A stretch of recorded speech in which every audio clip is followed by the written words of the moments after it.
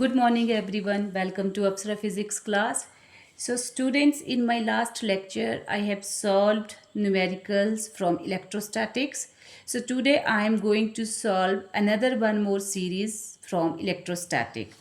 तो ये जो न्यूमेरिकल्स हैं यहाँ पे ये आपके लास्ट ईयर के एंट्रेंस एग्जाम्स में आए हुए हैं, तो I have extracted these from there. So let's start with these numericals and here is your first numerical. First numerical है, मैं थोड़ा सा शिफ्ट करती हूँ यहाँ पे, नहीं तो ये ओके. फर्स्ट है when an additional charge of 2 coulomb is given to capacitor, energy stored in it is increased by 21%.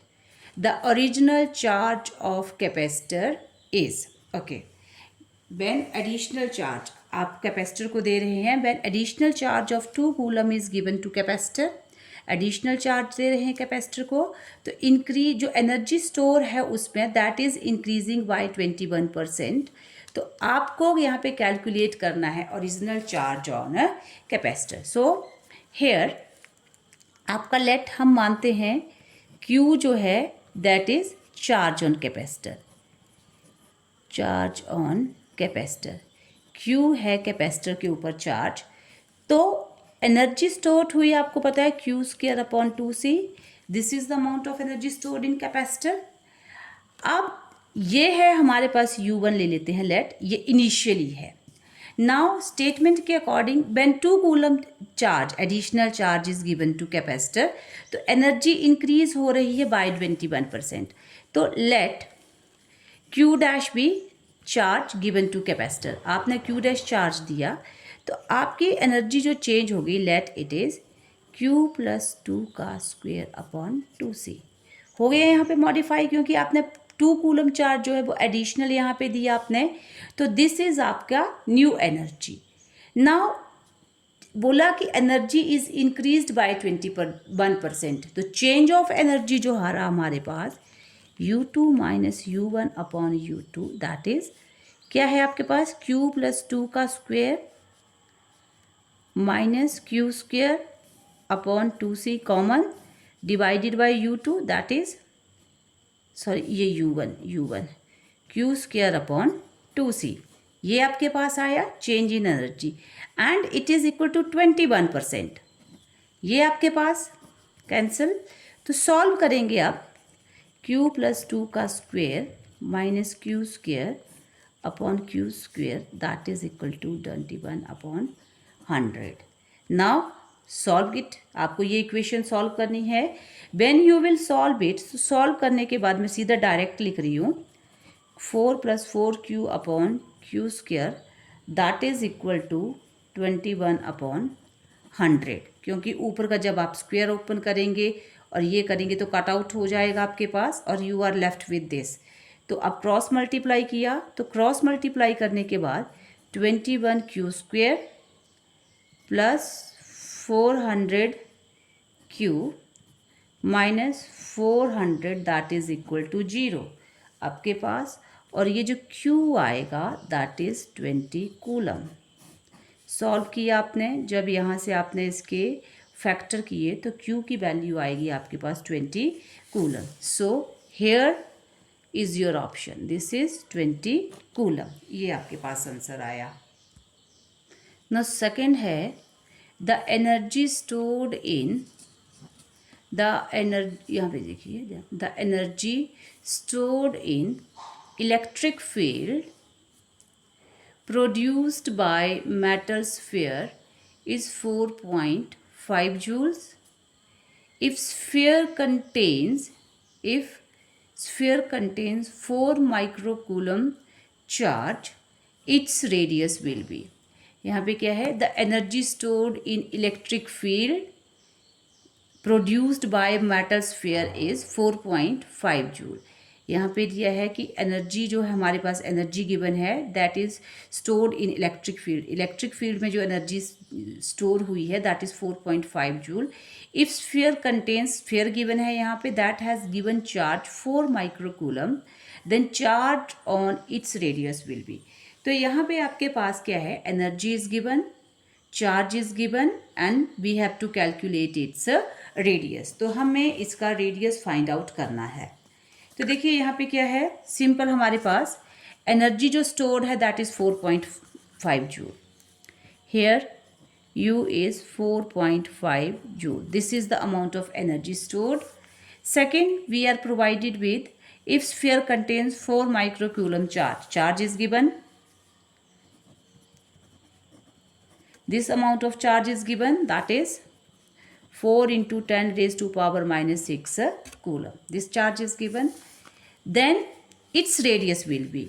अब यहाँ पे स्फीयर की बात करी गई है, आपको इस स्फीयर का रेडियस फाइंड आउट करना है यहाँ पे। तो क्या है हमारे पास, मेटल स्फीयर है, metal sphere. So one result यहाँ पे इम्पॉर्टेंट है जो हमारे पास आती है, energy stored in electric field of metal sphere. जो एनर्जी स्टोर होती है हमारे पास in the electric field of metal sphere, उसका वैल्यू होता है q square upon 8 pi epsilon naught. Generally हम बोलते हैं हमारे पास जो वैल्यू आती है that is q square upon 4 pi epsilon not, जो भी हमारे पास लेते हैं हम वैल्यूज़ वहाँ पे। तो बट यहाँ पे जो एनर्जी स्टोर होती है in the electric field of metal sphere, please learn it, that is Q square upon 8 pi epsilon naught. ये हमारे पास एनर्जी स्टोर होती है in the electric field of metal sphere. तो यहाँ पर अब हमारे पास ये एनर्जी है in the electric field of metal sphere, और एनर्जी का वैल्यू गिवन भी है 4.5 is equal to, now charge 4 into 10 raise to power 6 divided by 8 पाई। अब यहाँ पे 8 पाई एप्सिलॉन नॉट, तो देखो इसको मैं सिंपल 2, तो अंदर मेरे पास रह जाएगा 4 पाई एप्सिलॉन नॉट और आर यहाँ पे। अब मैंने इसको क्यों लिया, क्योंकि मुझे पता है 1/4 pi epsilon naught. Now next question is, 2 charged particle have equal charges of 2 into 10 raise to pi minus 5 coulomb each. If one of particle is brought from infinity to a distance of 10 centimeter from other, then increase in electric potential energy during process is. ध्यान से सुनिए, two charged particles given है, have equal charge, both are given equal charge of 2 into 10 raised to power minus 5 coulomb. There are two charged particles having charges 2 into 10 raised to power minus 5 दोनों के ऊपर each. If one of particle is brought from infinity to a distance of 10 centimeter from other, one charged particle जो है that is taken to a distance of 10 centimeter from other, then increase in electric potential energy during process. Then you have to calculate electric potential energy में जो भी increase आ रहा है यहाँ पे। तो देखिए हमारे पास potential energy for a system of 2 particle 1/4 pi epsilon naught Q1 Q2 upon R. This is the value of potential energy for a system of 2 particle.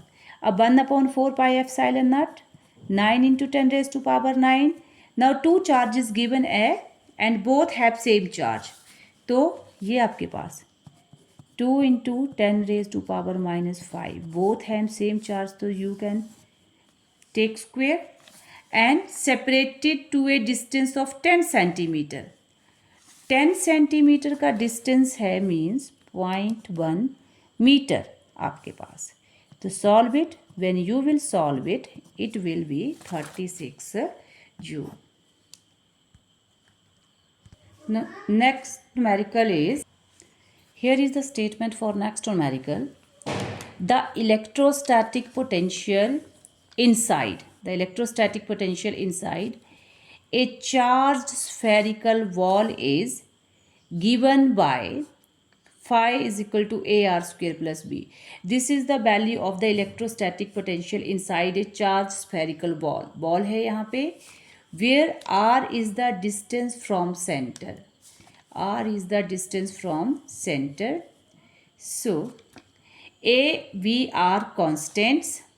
The charge density inside ball is, okay, यहाँ पे एक charged spherical ball है and electrostatic potential on that is this given here, where A and B are the constants. Then we have to calculate charge density inside ball. अब क्या है कि हमारे पास यहाँ पे पोटेंशियल गिवन है ये, तो अब आपको यहाँ पे फाइंड आउट करनी है चार्ज डेंसिटी। तो थोड़ा सा ये यहाँ पे टिपिकल, थोड़ा सा इसके रिजल्ट्स आपके पास गिवन है चार्ज्ड स्फेरिकल बॉल। ध्यान से देखिएगा, जो गिवन है आपके पास that is charged spherical ball, and phi जो है आपके पास यहाँ पे electrostatic potential that is AR² plus B. अब ये रिजल्ट है, इलेक्ट्रिक पोटेंशियल जो होता है inside a charge spherical ball, charge spherical ball के अंदर इलेक्ट्रिक पोटेंशियल की वैल्यू होती है ρ/6 3r² minus r²। This is a very important result. This is the value of electric potential inside a charged spherical ball. When you know this result, only you can solve it. Spherical ball की बात है तो this is the value of potential inside a charged spherical ball. यहाँ पे given है। अब open it, ρr² upon 2ε0, आपने इसको किया, ओपन किया, माइनस ρr² अपॉन 6ε0। तो ये लेट इट बी नंबर 1, ये आपका पोटेंशियल जो आपने फाइंड आउट किया। और इसके ऊपर दूसरा पोटेंशियल जो गिवन है that is AR² plus B. This is the value of given, ये हमें गिवन है and this is from the result, जो हमारा रिजल्ट होता है फॉर ए स्फेरिकल बॉल यहाँ पे। तो जब आप इनको कंपेयर करेंगे तो फर्स्ट टर्म को कंपेयर करो, AR², ये भी पोटेंशियल ये भी पोटेंशियल, तो AR² ρr² अपॉन 2ε0। तो यहाँ पे जो रो की वैल्यू है सॉल्व इट, सॉल्व करने के बाद ये आपके पास आएगी 6। तो जब आपने इसको सॉल्व किया, सॉरी ये यहाँ पे ये वाला नहीं, ये वाली हमारे पास, सॉरी यहाँ पे है आपके पास, देखिए आप क्या करोगे, कंपेयर करोगे, this is potential and this is also the potential आपको गिवन है यहाँ पर। तो आपको क्या करना है, इनको कंपेयर करना है। तो कंपेयर करना है, तो यहाँ पे ध्यान दीजिएगा, मैंने जल्दी में जिसके साथ R² सेम वाले ही आपके कंपेयर होंगे। तो जब आपने ये कंपेयर किया तो देखो कंपेयर करके क्या आया, ये और ये इनका कंपैरिजन R²। तो आपके पास AR² is equal to ρr² upon 6ε0, and when आप इसको सॉल्व करोगे तो रो आपके पास आएगा 6ε0 माइनस, ये माइनस है sign, along with that minus sign, minus 6a∈0. So here is your answer, minus 6a∈0, minus 6a∈0. This is your answer. Now next question देखिए यहाँ पे number 5. An electric charge of 10 raised to power minus 3 microcoulomb is placed at origin पे है of xy coordinate system. 2 points A and B are situated at these, ये यहाँ पे and 2 0 respectively. The potential difference between point A and B will be, ध्यान से देखिए, an electric charge 10 raised to power minus 3 microcoulomb is placed at origin पे है of xy coordinate system. 2 point A and B are situated at √2 √, ये दिए हैं आपके पास